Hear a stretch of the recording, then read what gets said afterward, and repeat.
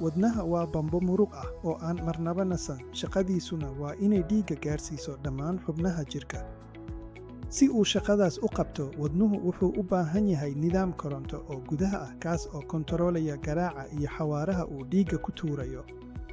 Halkan waa warbixin kooban oo ku saabsan sida uu u shaqeeyo wadnaha iyo halka ay korontada wadnaha ka timaado. Korontada wadnaha kama timaado maskaxda ama bannaanka jirka, balse waxay ka dhalataa gudaha wadnaha laftiisa. Waxaa la dhahaa meeshaas SA node.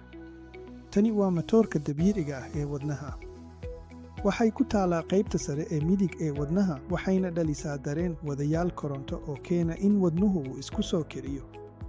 Korontadaas waxay u gudubtaa muruqyada wadnaha si ay u amarto inay dhiigga tuuraan. Wadnuhu wuxuu u qaybsamaa 4 qol, labada sare oo loo yaqaan atria iyo labada hoose oo loo yaqaan ventricles. Marka matoorka wadnaha ee korontada dhaliya ay korontadu ka soo baxdo, waxay marka hore maraysaa labada qol ee sare.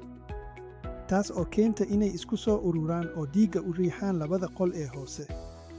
Korontadu waxay sii maraysaa barta loo yaqaan AV node, taas oo xoogaa yar hakinaysa korontada, si ay fursad u siiso qolalka hoose inay dhiigga iska saaraan. Ugu dambayn, korontadu waxay gaartaa labada qol ee hoose ee wadnaha, kuwaas oo ah kuwa ugu xoogga badan. Markaas ayay dhiigga u tuuraan sanbabada iyo jirka intiisa kale. Inkasta oo wadnuhu uu iskiis korontada u dhaliyo, haddana waxaa jira waxyaabo beddeli kara xawaaraha. Tusaale haddaan u soo qaadano, marka aad ordayso, jirkaaga ayaa u baahan oksijiin badan. Markaas ayay korontadu badataa si wadnuhu u garaacmo si degdeg ah oo xawli badan. Dareemaha sida cabsida ama farxadda waxay kordhiyaan garaaca wadnaha.